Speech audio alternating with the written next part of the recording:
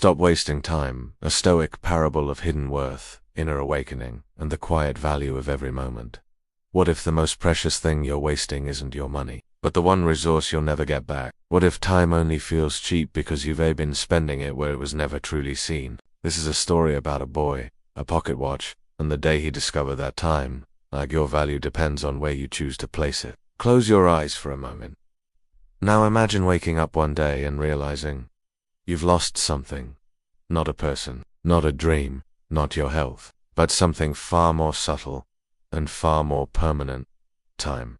This is the story of Ethan, a young man with energy, ambition, and potential, but no urgency. He lived like most teenagers do, casually, comfortably, with a quiet belief that he had plenty of time. He'd say things like, "I'll do it tomorrow. There's no need to rush. I've got time. What's the big deal?" So he spent his days passively, scrolling endlessly through social media, jumping between distractions, avoiding discomfort at all costs. Anything that required real effort was left for later, and yet, later never came. His grandfather, an elderly man with quiet wisdom in his bones, watched it all silently. He didn't interrupt. He didn't scold. He waited. Then one afternoon, he called Ethan to his side. In his hand was a small, beautifully aged pocket watch, intricate, elegant, and softly ticking like a heartbeat from another era. "This watch," he said, "has been in our family for generations. I want you to take it to the street market and ask how much it's worth."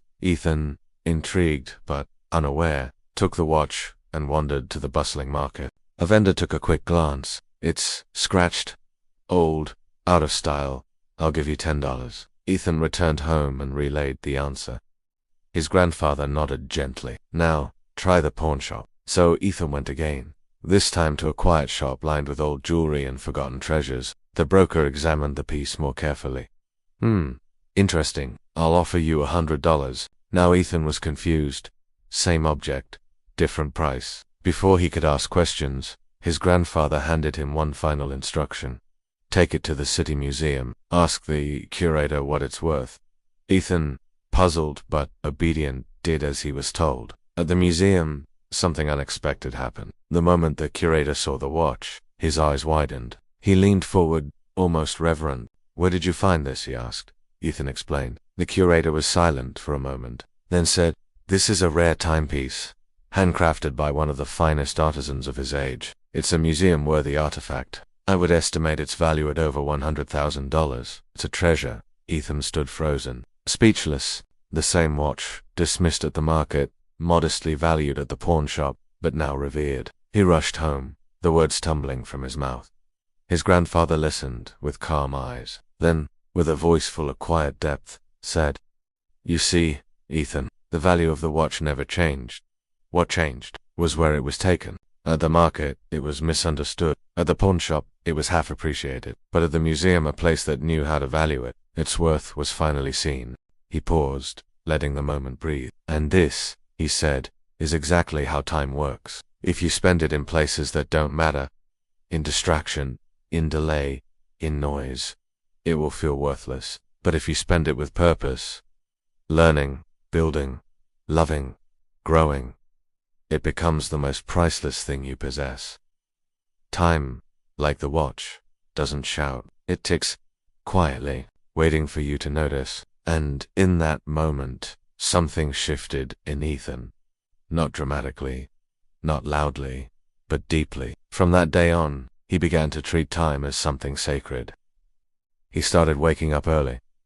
Not to be productive, but to be present. He planned his days with clarity.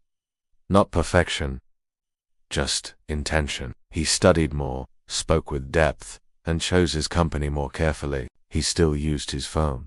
He still laughed with friends. But now, he chose to do those things. They didn't happen to him. He showed up for them, and for his future. Ethan learned a truth we all eventually face. Sometimes too late. You can lose money and earn it back.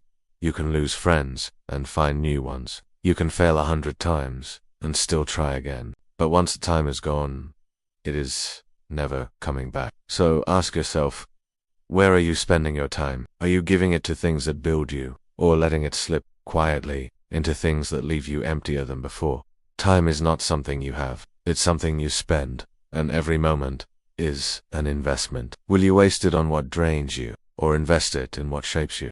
If this story opened your eyes, if it reminded you of what really matters, then walk with us. Subscribe to Stoic Zen, a sanctuary of stillness, strength, and timeless truths, where wisdom doesn't shout, it whispers. Let us not chase time, let us honor it together.